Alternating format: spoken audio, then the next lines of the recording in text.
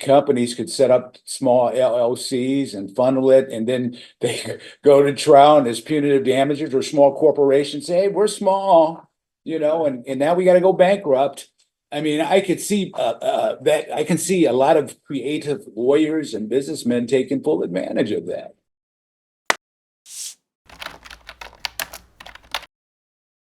Let's go ahead and set forth our appearances for the record. Your Honor, Will Kemp for the Gallagher Plaintiffs. Morning, Your Honor. Eric Pepperman for Plaintiffs. Morning, Your Honor. Lou Brandon and Jim Neal over at United Natural Foods West. Good morning, Mr. Brandon. Anyone else? Charles Destin, Your Honor, 15532 for Real Water Gold Coast. Good morning, sir. Good morning. How are you? Good. Good morning, Judge Audrey and y'all. Pro Hoc Vice, also for Real Water Gold Coast. Good morning, ma'am. Good morning. Does that cover all appearances? All participants. All right, let's get going. I guess we have Real Water Gold Coast LLC's motion to dismiss plaintiff's amended plaintiff's third amended third-party complaint. Okay, let's go. All right. Good morning, Your Honor. This matter is our product defect, product liability matter. Our motion is, the basis for our motion is that the third amended third-party complaint against Real Water Gold Coast is essentially an improper joinder and is untimely filed, which forms the basis for our belief that the complaint should be dismissed. Just a little bit of a background. A couple of the plaintiffs, the Belsky plaintiffs, filed this claim against third-party plaintiff United Foods West, Inc. United Foods West, Inc. then impleaded Real Water Gold Coast as a third-party defendant based on these claims from the Belsky plaintiffs. Thereafter, the Belsky plaintiffs did eventually settle with United Food West. United Food West also eventually settled with Real Water Gold Coast regarding the contribution and indemnification claims. In between plaintiffs, now the Gallagher plaintiffs, who were not part of the claims against United Food West, the Gallagher plaintiffs are now attempting to assert a direct third-party complaint against Real Water Gold Coast for strict products liability. We believe that that's improper. This matter the Gallagher plaintiff's trial has already been tried. It went to verdict in 2024. At no point prior to trial or during trial was there an attempt to name Real Water Gold Coast as a defendant, even though Real Water Gold Coast was a third-party defendant at that time against United Food West.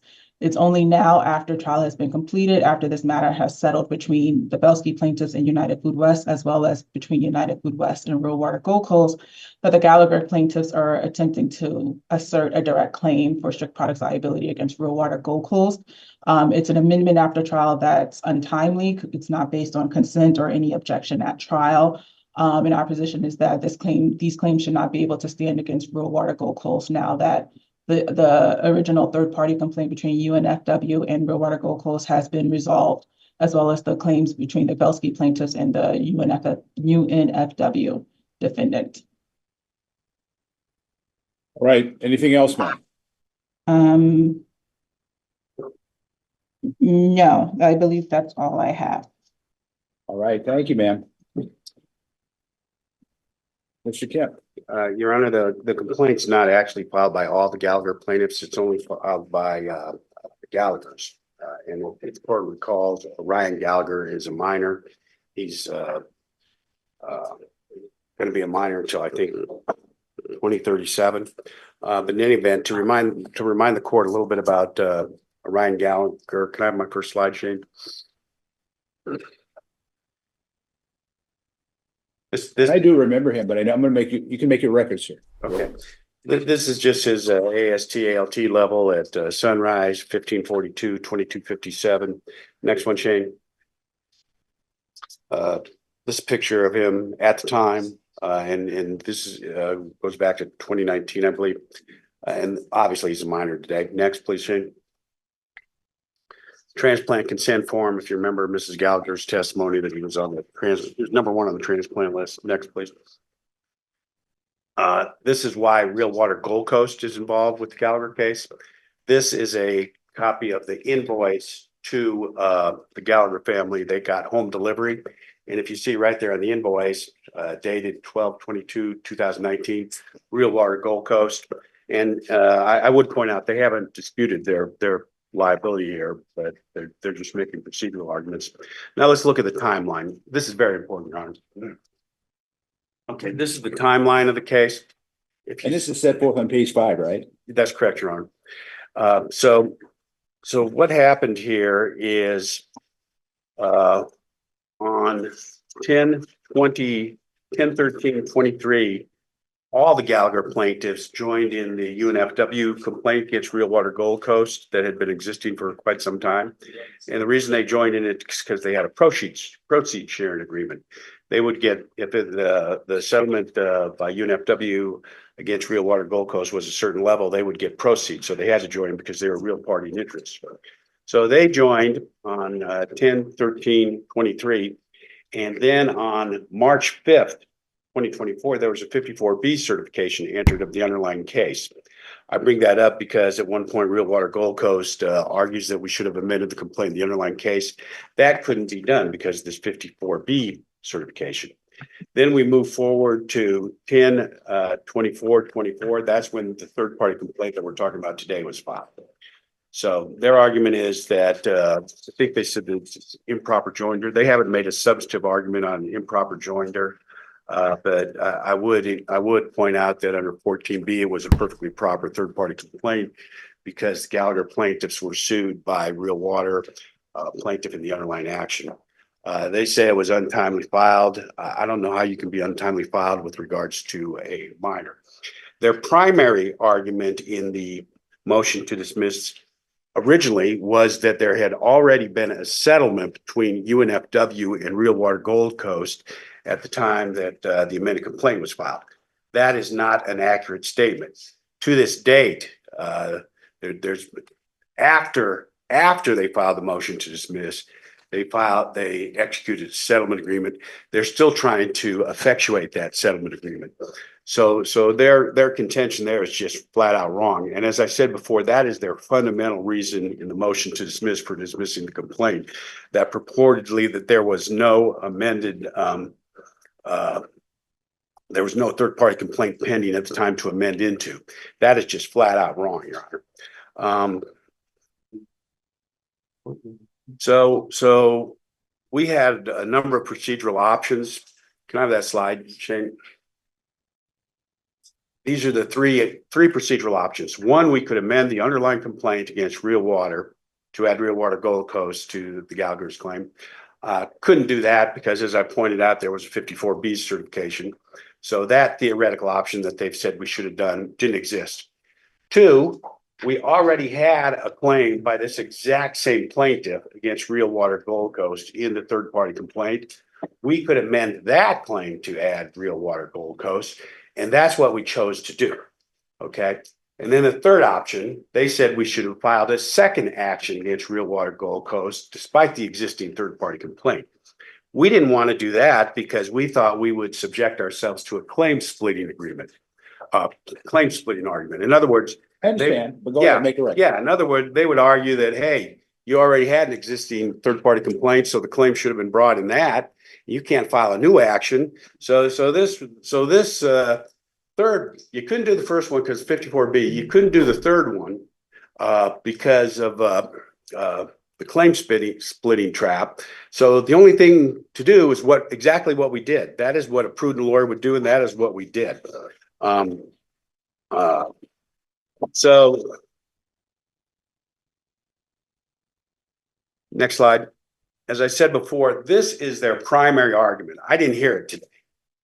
As such, I'm reading from their motion to dismiss. And the first one is motion page 6, 28 through page 7, line 1.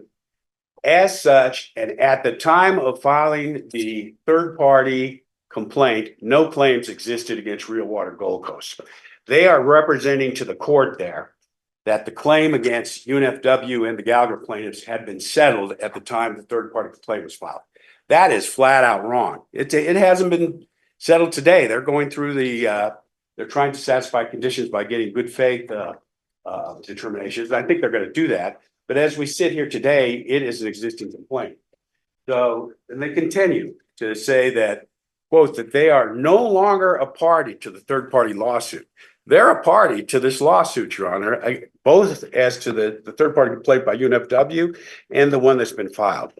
So that argument is completely gutted by the fact that the settlement agreement itself was filed 25 days after the third party complaint was filed. So there's no basis in fact or law to make this particular argument. Now, the last interesting thing, and I think this is very interesting. If the court recalls, there was a motion to sever filed by the Liberty Insurance companies. Court denied that. The court entered a minute order. 3 days after that minute order was filed, they filed this motion to dismiss. Okay, why? They're trying to manipulate the proceedings here. They're paying a large sum. I don't want to disclose on the record because it's confidential. They're paying a large sum to UNFW to get them out of the way. And they're trying to file this motion to dismiss because they want to clean this third party complaint up so they can argue if it is severed that it's removable. That is the real motivation for this particular thing. You know, Liberty's calling the shots. Yeah, and I think we can't forget that. Bottom line, last slide, Shane. Do I have another slide? Okay, bottom line is we have a direct claim against them because Real Water Gold Coast on the invoice. No statute of limitations because they're a minor. We had a pending third party complaint against Gold Coast because of the proceeds sharing agreement. We filed a motion to amend. They'd been in the case a year. They didn't even object to the motion to amend. So we had to bring the direct claim because, as I said, there's a claim splitting argument that we would have walked into. And the reason that they argued in the motion that there's no claim, that's wrong. And they've dropped that claim in the reply. So for that reason, Your Honor, we think the motion to dismiss should be denied. Thank you. Thank you. Your Honor, may I respond? Oh. Well, I guess go ahead. She can respond. I can just add something. Thank you. I would just like to clarify a couple of things. The settlement between UNFW and Real Water Gold Coast has been effectuated. The good faith settlement motion was filed and granted by the court about 2 weeks ago. It's not last week, then 2 weeks ago. So in that regard, the settlement is complete in that regard. With regard to the proceeds sharing agreement, that was the proceeds sharing proceeds sharing agreement was only applicable if the settlement reached a certain amount, which it did not happen in this case. So that agreement or that assignment has since been mooted by the settlement between UNFW as well as Real Water Gold Coast. I cannot, obviously counsel implies that there's some kind of collusion or something to manipulate the proceedings. I'm not attorney for Liberty, but I take offense to that to a certain extent, as I'm not speaking on behalf of Liberty. The motion is filed based on the arguments that we have set forth in both our moving and reply papers. And that's all I have for now. All right, thank you, ma'am.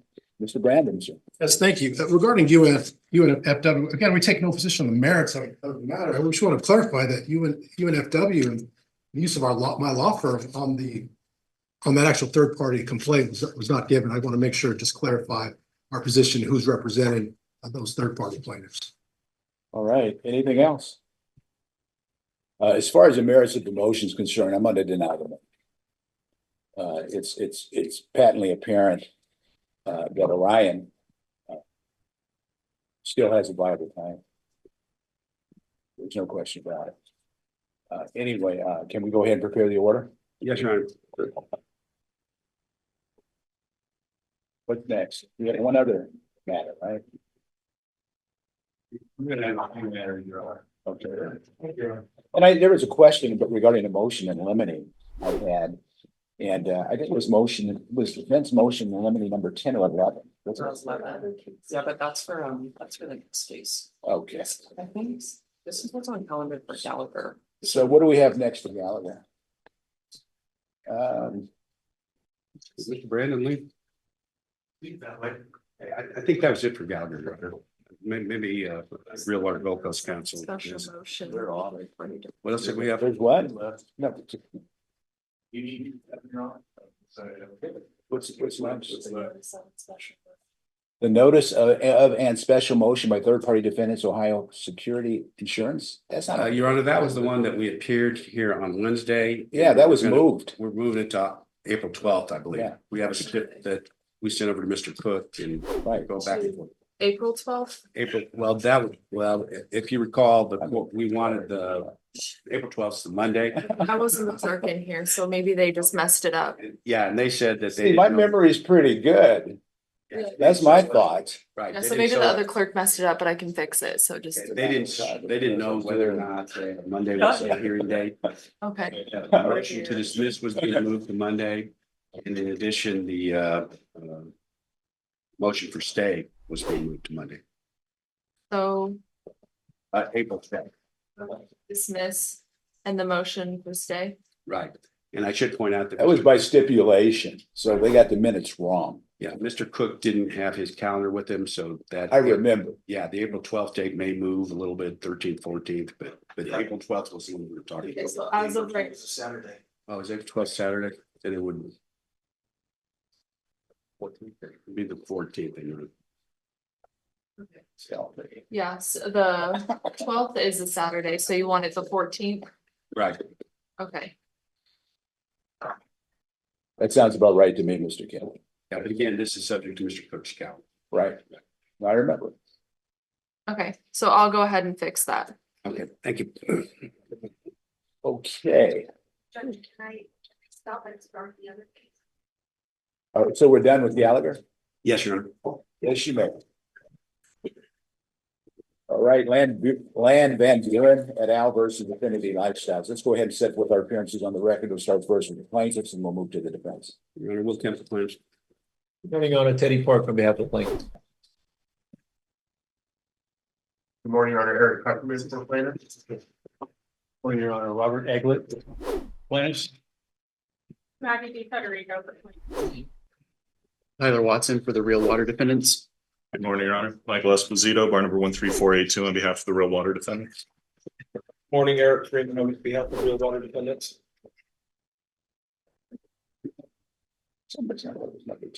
Good morning, Nate, once again for the record, everyone.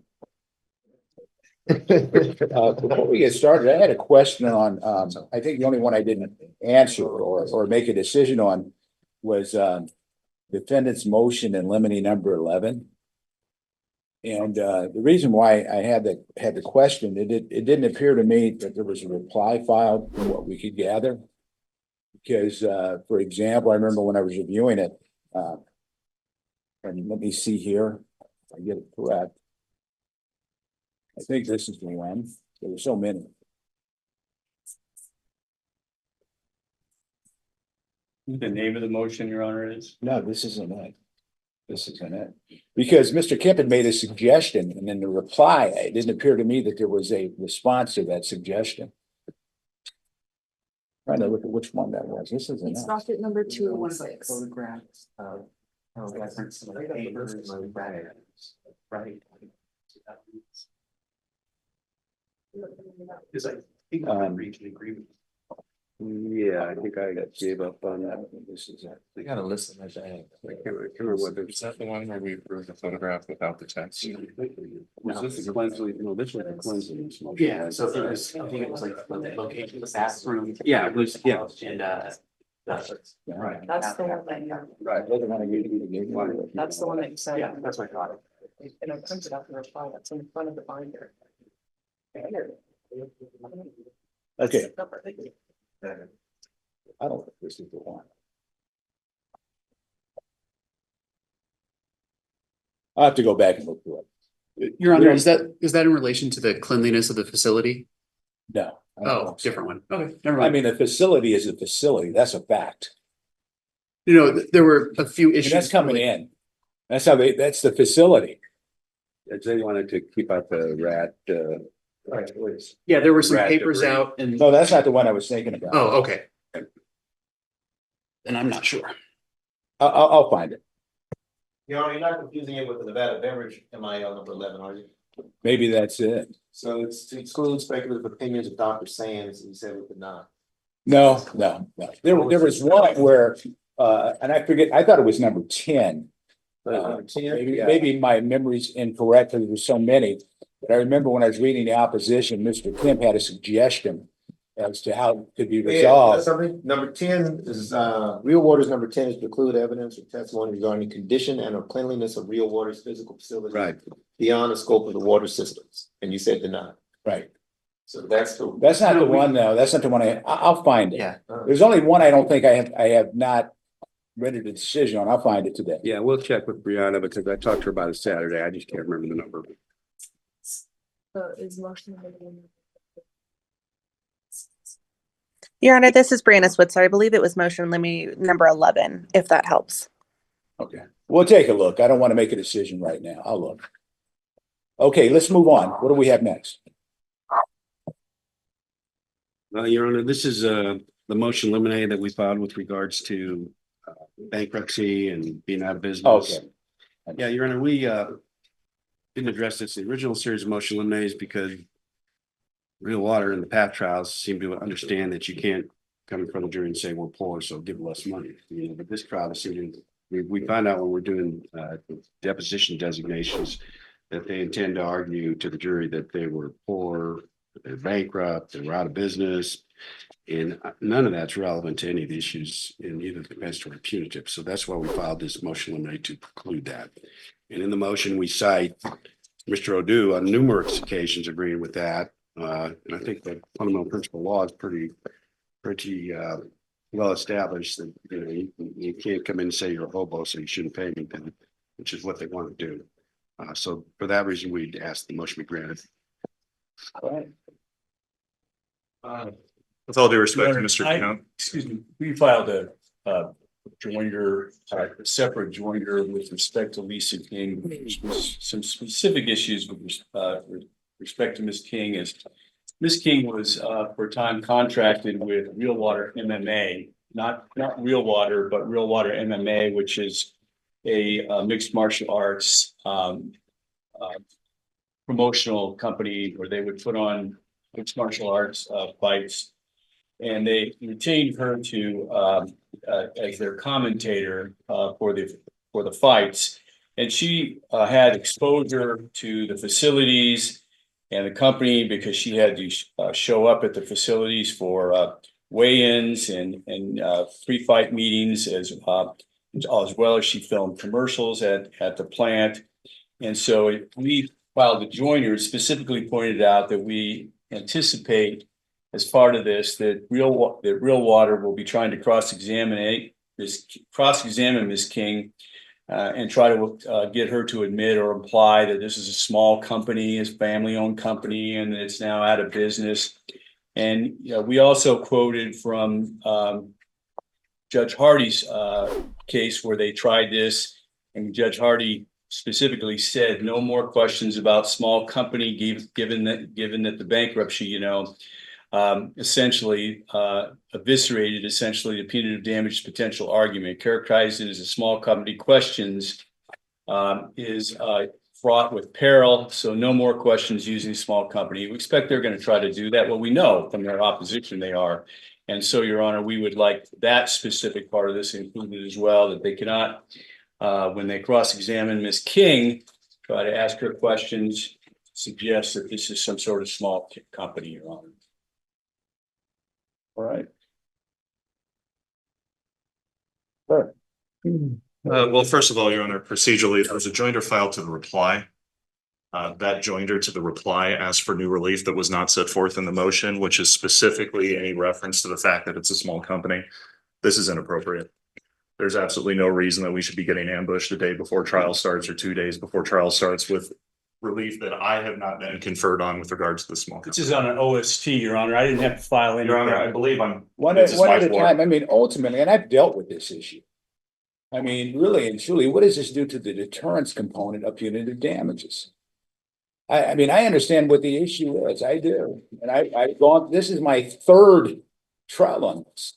And I don't mind saying it. I sit down here and I grapple with this because I would anticipate it's rare in the history of jurisprudence that a trial court has to hear 3 cases involving the same target defendant. And this would be number, what, 5? This is 5, and I'm doing 6 with Judge Hardy in September. Yeah, and so, I mean, I understand what the issues are, but this goes, and you know, and I don't, and there's some real significant policy issues behind it because potentially companies could set up small LLCs and funnel it, and then they go to trial and there's punitive damages, or small corporations say, hey, we're small, you know, and now we got to go bankrupt. I mean, I could see that I can see a lot of creative lawyers and businessmen taking full advantage of that. And at the end of the day, when you looked at what happened in this case, this was a tragedy. That's what it was. And I think the verdicts that have come down have actually underscored that, really and truly. But go ahead, sir. I get it. But I mean, I know how I've ruled in the past, and you got to give me a good reason why I would rule differently this time. Sure, Your Honor, and respectfully, I guess we're just making our record here under the circumstances. I think I'm huge on making records. Okay. So, Your Honor, first and foremost, as far as Mr. O'Doul's comments on Capriati goes, we put this out in the opposition, but those are markedly distinct cases. I would not ask the court to rely on any prior argument that somehow agrees with the plaintiff's position in this. This is a new case. This is a new argument. This is a new record. And I believe that the court needs to be focusing on the Gidney decision that we provided in the opposition. The Nevada Supreme Court found it was reversible error for the court not to take into account the circumstances, the reasoning behind, and the fact of a receivership. And I know Your Honor is well versed with receiverships. I have a receivership case with you right now. This is not that distinct from bankruptcy. And the fact remains that even if this red herring of having bought out the claims for bad faith and targeting the insurer and everything else remains a fact in this case, the fact remains. Receiverships are much different than bankruptcies. And just as important too, when it comes to receiverships, I don't think you have insurance companies with duties to defend and duties to indemnify. And it's a much different obligation there underlying the basis for the litigation. Right? That's different. Financial condition of the company you're off. Yeah, but I think you're missing my point. Receivership's much different than bankruptcy. Right? I get receivership. It's a different mechanism. Bankruptcy, you get certain protections as a matter of federal law. I understand that. That's a different animal. Policy perspective, Your Honor, as the court was just mentioning, Gidney, when it comes to receivership, when it comes to the case law cited in Gidney with regards to an estate, which again, I understand is not bankruptcy. What the Nevada Supreme Court is saying in Gidney and trailing that progeny of case law is that even if there's a deterrence component to evaluating whether or not punitive damages should be awarded, and then subsequently how much, and then subsequently after that, whether or not it's excessive, the fact that the company itself is insolvent or that it would not act as a punitive measure to a estate or a company in receivership or here bankruptcy, that lack of a financial condition, the Supreme Court has held is extremely relevant to the point that it was reversible error not to allow it in. So all other things considered, it does not matter. It is irrelevant to this argument if there's an insurance company. It is irrelevant to this argument if there's a duty to defend or a duty to indemnify. What the Supreme Court in Gidney is saying is that this is the financial condition of the actual defendant, which here is the real water defendants, is relevant. The fact that they are shut down is relevant. The fact that they are in bankruptcy is relevant. And it was reversible error in Gidney to say otherwise and to not account for that. Now, Gidney recognizes that you can award punitive damages against a company that's in receivership. Similarly here, I don't know that anyone's disputing that there could be an award of punitive damages against real water while it's in Chapter 7. That's not the issue, even though it's raised in the reply. The thing here is that the Nevada Supreme Court has very clearly said this is a consideration. And moreover, Your Honor, I think we have a distinct issue here where the only case law relied upon in the moving papers is Ace Trucking, which only goes to this court's determination of excessiveness. It doesn't speak to whether or not the information is relevant to the jury in deciding whether or not to award punitive damages. It does not speak to whether or not the jury can consider this information in determining the value of punitive damages. All it says, all it does is provide guidance to this court in determining whether or not that award is excessive. So you have Nevada Supreme Court directly on point, discussing the financial condition of a company that is being subjected to punitive damages. And conversely, I kind of thought in tort cases, I was supposedly following the lead of the State Farm case out of Utah, right? And that was a mandate from the United States Supreme Court, and I've used it in many cases. And the U.S. Supreme Court said, look, there has to be some sort of nexus or connection between the compensatory damages and the amount of punitive damages. And they set an hourly limit, and I think I've gone slightly over that in the past, but of 10 to 1, things like that. And that's what the courts kind of look at when it comes to a determination as to the excessiveness of punitive damages. but that's the third step, Your Honor. We're ignoring the first two, and that's kind of the point. The court in Gidney is saying that this isn't relevant information. Now, the court obviously has discretion, right? Gidney is also saying this court has discretion to determine excessiveness. That's in line with State Farm. This court can make the determination as to whether or not it meets the outer boundaries, whether or not it exceeds that number, and which factors to consider. That much is undisputed. But the fact remains that the existence of a bankruptcy, the existence of a closure of the company is a relevant aspect of these proceedings. And not to mention, Your Honor, there's a practical problem here. And I'm specifically looking at closure now. Bankruptcy is one thing. Closure is something separate, and I would ask the court to distinguish between the two. Now, when you say distinguish between the two, what do you mean by that? Not being able to set an outside boundary for when the company shut down is a massive factual problem for this case. We're going to be talking to witnesses. We're going to be establishing when they drank real water, how long they drank real water for. We're going to be talking to employees to talk about when they were there, when they left, what their situation was.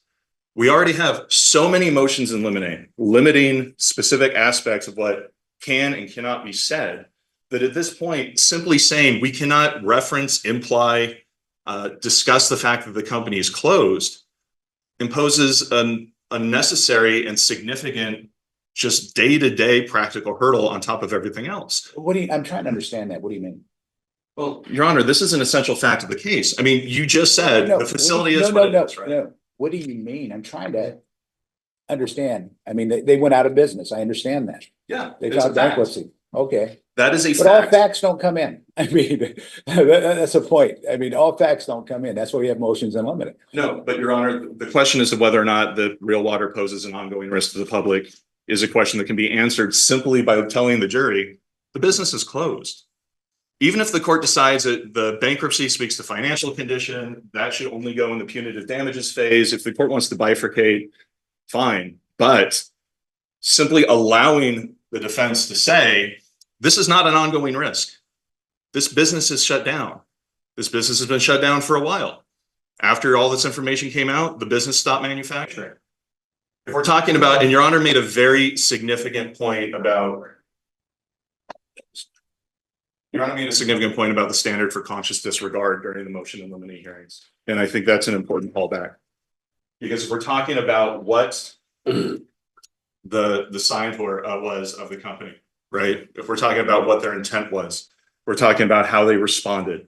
And I don't think there's any dispute that these are all very material aspects of determining whether or not to issue a punitive damages award in the first place. Their decision to shut down the business, or them being forced to shut down the business, or whatever the circumstances are, speak directly to that issue. And so, Your Honor, effectively, what the court is doing, if it doesn't allow us to talk about closure, is it takes away a marquee element of the constitutional right to defend oneself against excessive awards. And then this becomes a 14th Amendment issue, which we set forth in the pleading. But that's State Farm, right? 14th Amendment. Your Honor, there's been a wide array of cases that discuss the importance of affording a defendant their 14th Amendment right to establish a basis for not awarding punitives or for limiting punitives. You're right, State Farm does speak to that. That's State Farm, yeah. So, Your Honor, with that in mind, one, we would ask that you distinguish between closure and bankruptcy. Two, we'd ask that you follow the still good law that was established in Gidney. We would ask that you follow the public policy established not just in Gidney, but in the estate case that Gidney cites. What about the public? And this is, here's the thing. And this can't be overlooked factually. What was the product in this case? was water, right? Correct. Alkaline water. And I learned a lot about the processes of manufacturing alkaline water. And why were people buying alkaline water? They thought it was safe. They thought it was healthier. And so when you're dealing with a product like water, and that's the basis of life, right? Water. And what happened here is really tragic. But why would, from a policy perspective, why would there be introduced evidence that they're now out of business? Because I can think of that becoming way to escape responsibility just by going out of business, starting a new LLC, starting a new corporation. I'm trying to figure out why from a policy perspective, because at the end of the day, and this is kind of how I look at it, ultimately the jury in this case is going to decide compensatory damages. And then they will decide what would be the appropriate punitive damages. At that point, from the 14th Amendment perspective, it's going to be my duty, job, and responsibility to determine whether the punitives are excessive or not, and whether I should reel them in a little bit. And that's all that happens as far as the case is concerned, because we're overlooking the fact that at the end of the day, whatever punitive damages are awarded in this case, they're going to be tethered directly to the compensatory damages. Respectfully, Your Honor, if we're doing hypotheticals about public policy. But I'm just saying that's a fact, right? That's what's going to happen. I mean, I would assume that if there's an excessive punitive damage award in this case, that the appropriate motions will be filed, say, look, Judge, you got to follow State Farm out of Utah, and so on and so on. And I've always, one thing I've been, as far as that's concerned, I've been a pretty good soldier, and I have not taken a serious look at State Farm and some of the progeny. I know there's been a little bit of development since then. It's getting maybe a little bit wider. I'm not sure. I'd have to look at those cases. But my point is this, at the end of the day, and we can't overlook this, we're talking about compensatory damages. That's what it comes down to. And so the jury is going to make a determination as to what the compensatory damages are in this case. Why does it matter whether the company's out of shop or not, are no longer viable? And then they're going to make a determination as to punitive damages, potentially. And they make that decision. And ultimately, at the end of the day, if I follow your line of logic, and this is something the Supreme Court's going to have to grapple with, and that's going to be the deterrence factor. That's what they're going to have to grapple with.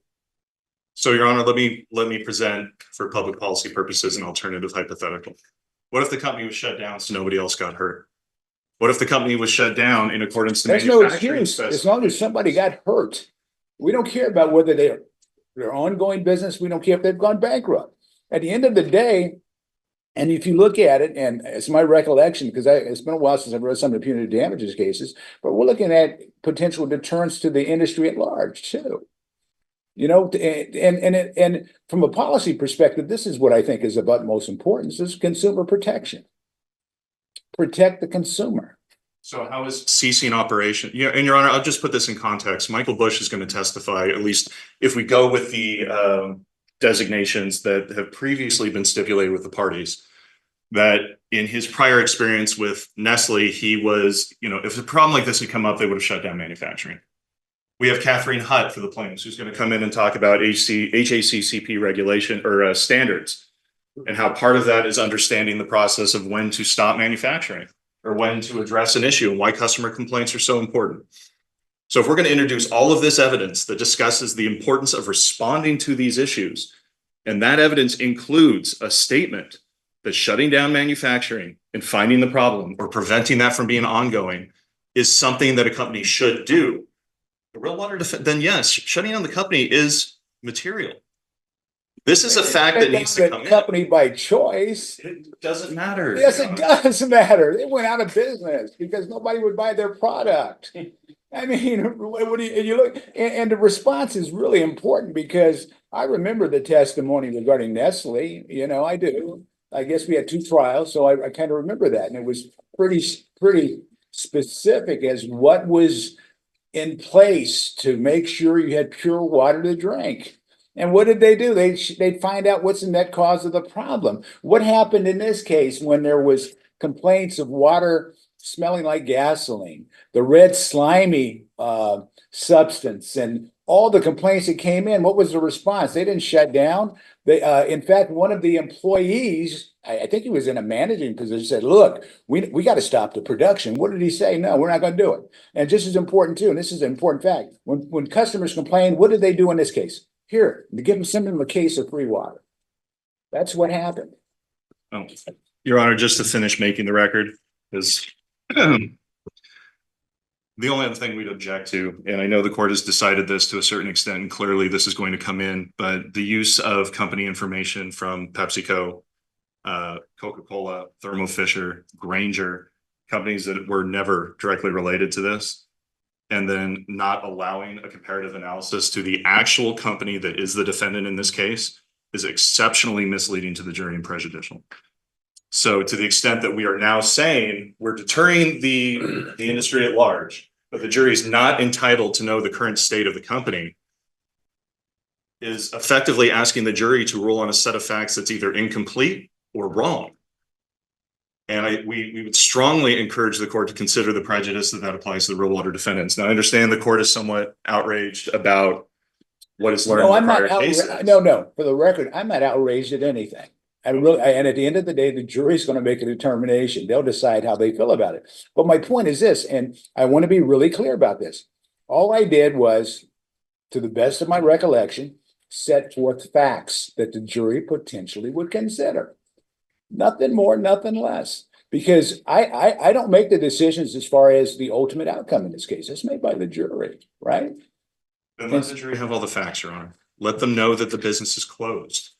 When it comes to determining excessiveness, Your Honor is presuming that there will be punitive damages and that you're going to have to make an excessiveness decision. If that's the case, follow Gidney again. Determine, you can account for the bankruptcy and then say it doesn't matter. And if that's the court's decision, that's the court's decision. But if we're presenting the jury with the facts, if this court truly wants the jury to make a decision as to whether or not punitive damages are appropriate, how much to award, and whether or not that is tied to specific compensatory damages, let the jury have all the facts. Wait, it has to be tied to the compensatory damages. That's beyond Your Honor, I'm sorry, I'm riffing a little bit here, but the fact remains, let the jury have all the facts. Let the jury know the business is closed, that there is not an ongoing threat to the public.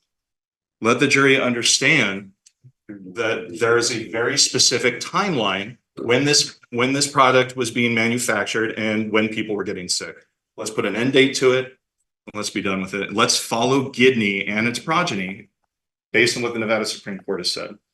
And with that, Your Honor, I'll rest. I'll leave it up to the reply, except for, and I have to say this one more time, I'm sorry, counsel, any relief requested in Counselor Eglet's reply is procedurally improper.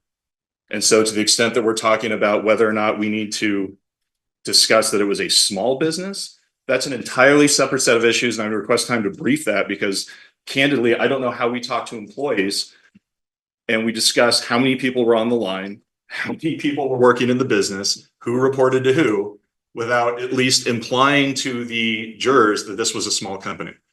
You can't get around that fact just talking about the facts of the case, Your Honor. And so if the court is inclined to consider that aspect of the moving papers today, we would ask for an ability to respond on the record in more detail. Thank you. So first of all, Your Honor, this is on order shortening time. I didn't have to file anything.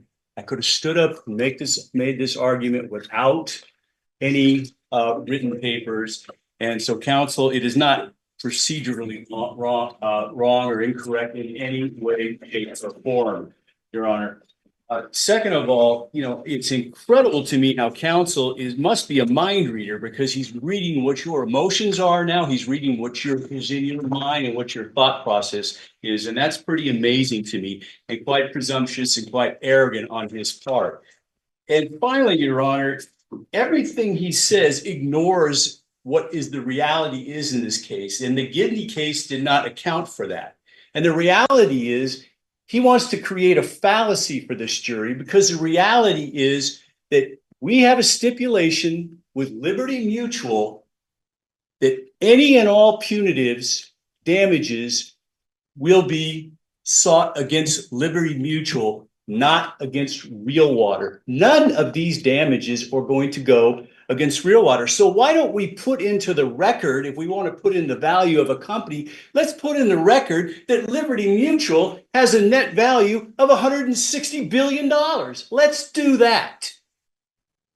if we want to talk about that. Gidney is a specific situation, and this court has had a lot of experience. Williams was not the general rule. It was a specific situation, and the court made a specific ruling on that, and the Supreme Court affirmed you.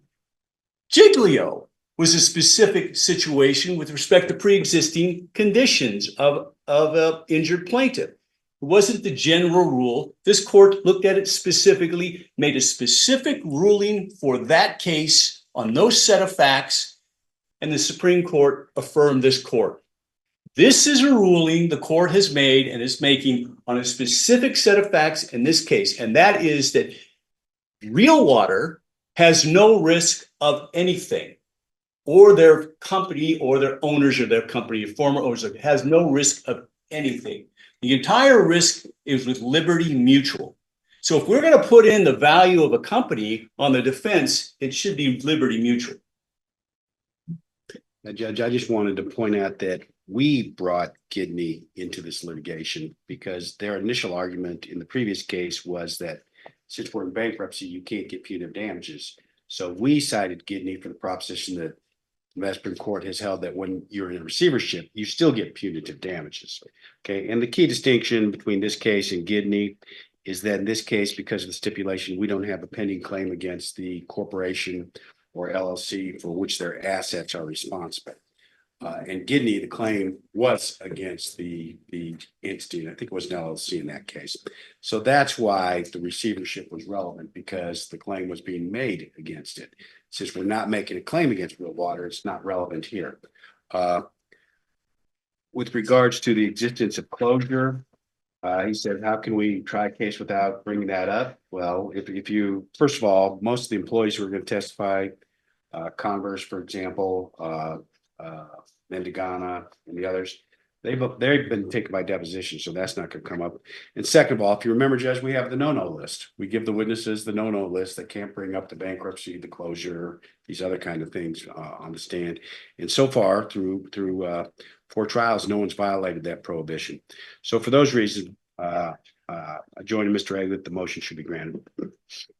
All right, I just have a couple of comments, and I think it's important for the record and the reviewing court to understand this is a different case. This case involves a defective product under the restatement of torts 402A.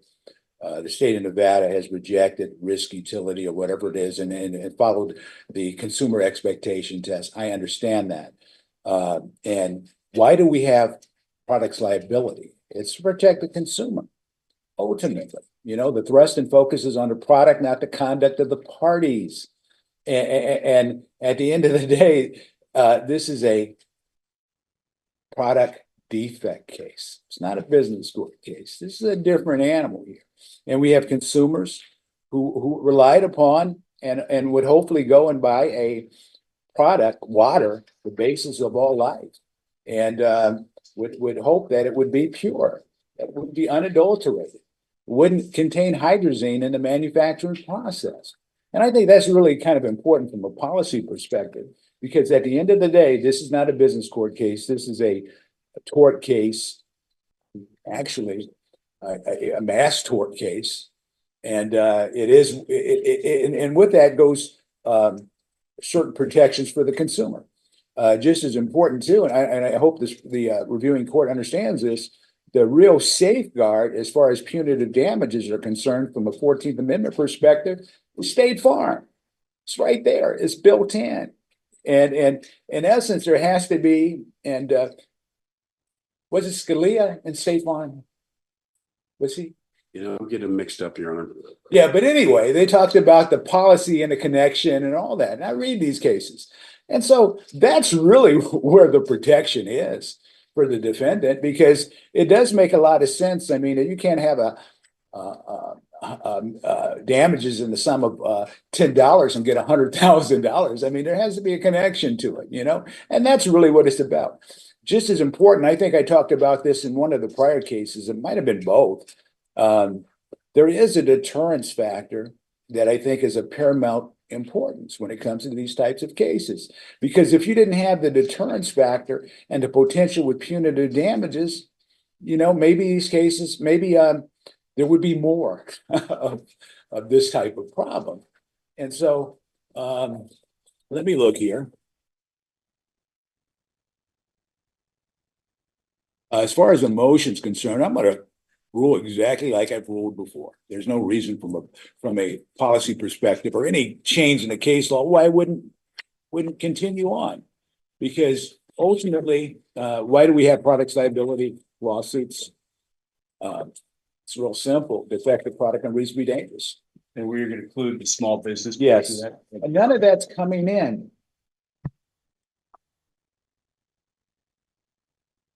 What else? I have some housekeeping matters, Your Honor, that I need to go through, and another motion I filed a trial brief and served the court and counsel on this morning. On the housekeeping matters, I want to ask if instead of flying Dr. Smith out, our economist from Chicago, if we can have him testify by Zoom. Well, Mr. Eglet, I'll tell you for the record, we've had witnesses testify from Beijing, China. We've had them testify from Tokyo. We've had them testify from London and so on. Your Honor, and if I may, the real water defendants have no problem with any witness appearing by Zoom. That makes things easier. Very good. Yeah. The second thing, Your Honor, is I want to now notify court that one of Lisa King's Quest diagnostic records was missing from the production that Quest provided us and everybody else for her records. We discovered this a few weeks ago, and we issued a subpoena to Quest Diagnosis for trial pursuant to NRS 52.345. It is due, the deadline for it is today, and we expect the documents to arrive today. They had left out one of Lisa's blood tests that had her AST and ALT levels, and it was actually the highest level she registered. And so during the time, and so those records will be coming today, and we'll be supplementing those. At this time, I'd also like to make a oral motion to withdraw the following exhibits. I may approach, Your Honor. Yeah, you may. The motion is great. Yes, thank you.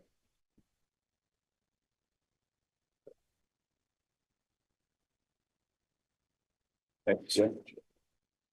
We would like to, at this time, withdraw exhibits 171, 1163, 1167, 1172, 1173, 1175, 1178, 1180, 1181, 1182. Slow down. 1178. It's on the list I just gave you. That is the list I gave you. I know, but I have to formally handwrite from What the number records. are you on? 81. 1182, Thank you. 1189, 1190, 1191, and 1194. These items are being withdrawn pursuant to the court's rulings on the motions of lenity, and particularly because certain matters have not been redacted from those exhibits that the court has excluded, and so we are withdrawing those exhibits, and I can have, whenever the court wishes, some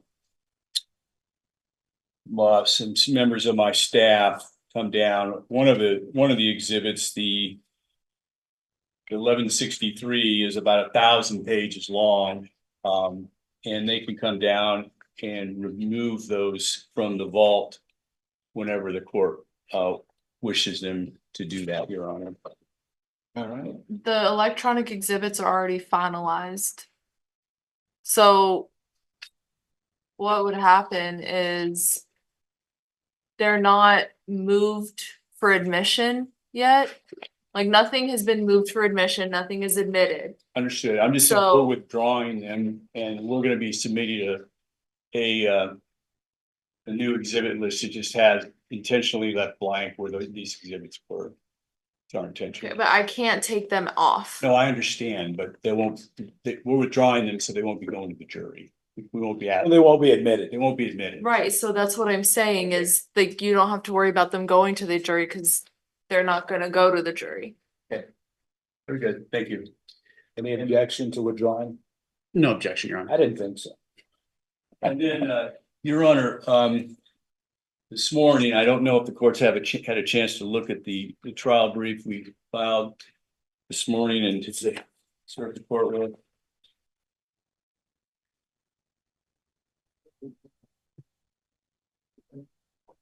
Yeah, go ahead.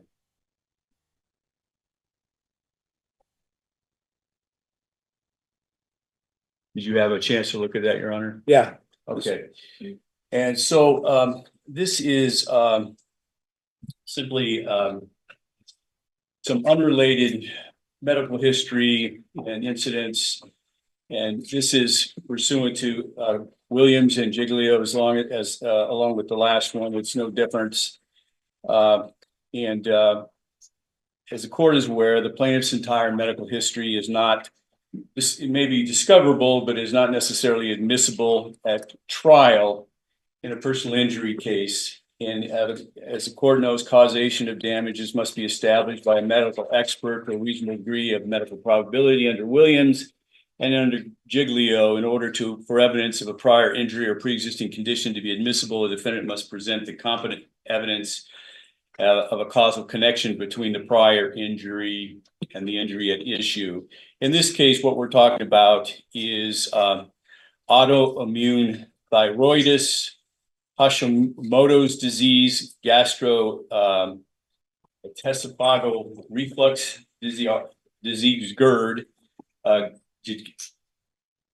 gestational diabetes, irritable bowel syndrome, inflammatory bowel disease, use of Lindsay's for treatment of constipation, treatment for pain relief in the ER prior to a gallbladder surgery, abdominal pain in the 1990s, hormone imbalances, lower left, and on and on and on the motion here, Your Honor. And all these occurred well before Ms. King became ill from her consumption of real water. They're not relevant.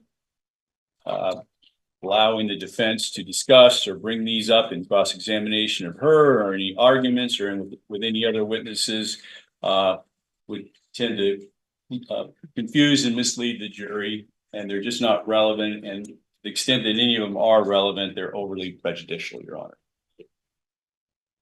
All right. Sir, you want to respond? Your Honor, we have not had an opportunity to review this document yet. We'd like an opportunity to brief it and then respond maybe tomorrow morning. I mean, I'll give you that opportunity, but ultimately, at the end of the day, this is what it comes down to. Nevada law is pretty clear, as you all know, as it relates to issues regarding injury causation.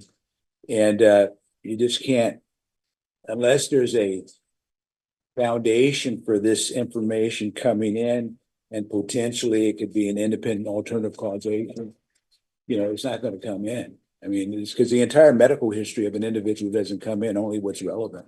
Understood. And that's why we'd like to take a look at it and respond to it substantively. Yeah. Thank you, Your Honor. That's kind of how I look at it. I mean, the law is pretty clear. I remember as a practitioner, I was always frustrated because I think some of the judges didn't really understand that concept, right? And they let everything in. And those days aren't here anymore. Right. The theory was, well, let the jury decide or figure it out. But, you know, Nevada law is pretty clear. And that's what was discussed in Hallmark. The trial court is a gatekeeper, you know, and that's one of the areas we do follow Daubert in. The gatekeeper was raised, then I have to function as a gatekeeper. Anything else, Mr. Eglet? Yeah, one more thing, Your Honor. And it's with respect to the motion and limiting orders. We had submitted our motion limiting orders to the defense with findings of fact and conclusions of law along with the order. And we had a response back to one of the motions that they just wanted it to say either deny or granted. And as the court knows from the Jitnan versus Oliver case, Supreme Court case 2011, I wasn't the trial counsel on this case, but I was appellate counsel on this case. And in Justice Hardesty's opinion, he specifically stated, without an explanation of the reasons or basis for a district court's decision, meaningful appellate review, even a deferential one, is hampered because we are held to mere speculation. Also, Nevada Rules of Civil Procedure 52 specifically provides that regarding motions, the court should state on the record the reasons for granting and denying the motions.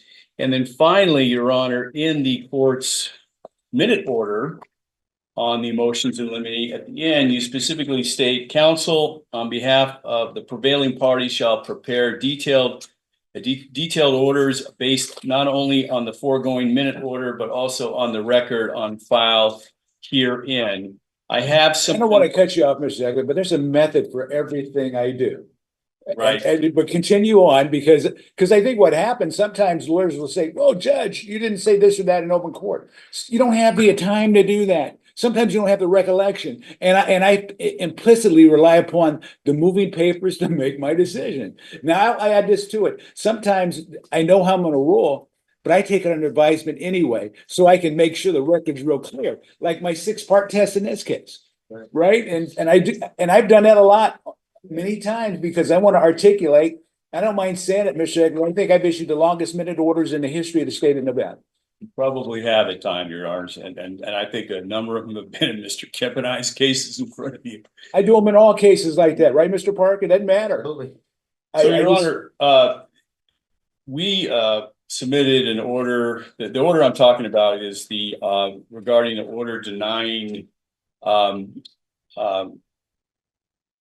defendants motion in limine number 15 to exclude expert Hudson's future care opinions, where they just wanted to. So we submitted without their signature on that, and that's why there's no signature. And I do want to point out, I do have some concerns. I've expressed this to Mr. Kemp. I'll let him handle it. That some of their orders that have been submitted are very brief, 1 or 2 sentences, or they just say granted or denied. And I do have a concern about keeping a clean record in this case, as I know that the court does. And I know the Supreme Court wants more than that. Yeah, Judge, we thought the simple solution would be each one of the orders that Mr. Eglet, each one of the orders Mr. Eglet's referencing. There was a previous order entered in a previous case that we had attached as an exhibit.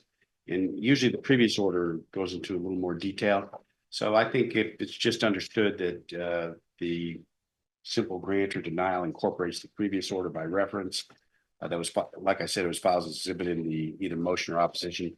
I think that solves the whole problem. I don't think we have to rewrite it. And just as important though, my language, when I grant or deny, I say with particularity, look, I'm not just limited to what's set forth in court, but we read them and we rely upon the positions lawyers take. And sometimes it can be 2 or 3 reasons why, and only 1 or 2 is discussed in open court. But when I read it, I read everything.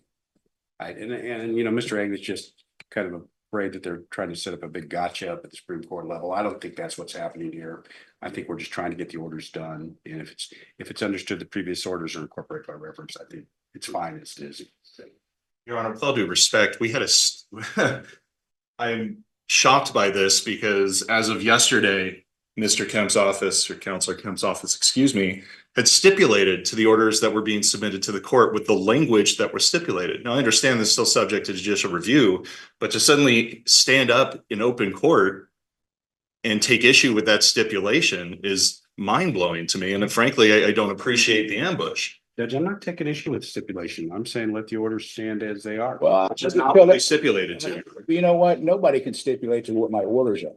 And that's what I just said, Your Honor, but the fact remains. What I want, the fact remains, I want detailed orders. I mean, really, that's what it comes down to, right? If I go through, and if I had, 2 or 3 law clerks like the federal judges, maybe we could accomplish that task, but we don't. you know, and Ms. Kinney here, she works really hard, but we just don't have the capabilities to respond like that. We just don't, especially how many motions did I get in this case?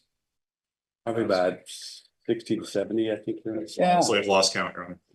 And like in smaller cases, we'll issue minute orders with some detail, you know, but you know, in this case, we couldn't do it. And maybe it would have been a little different if, like the first real water case that went to trial in my department, how much time did we spend on pretrial motions? 2 weeks. No, it's 3 weeks. 3 weeks. Yes, Your Honor.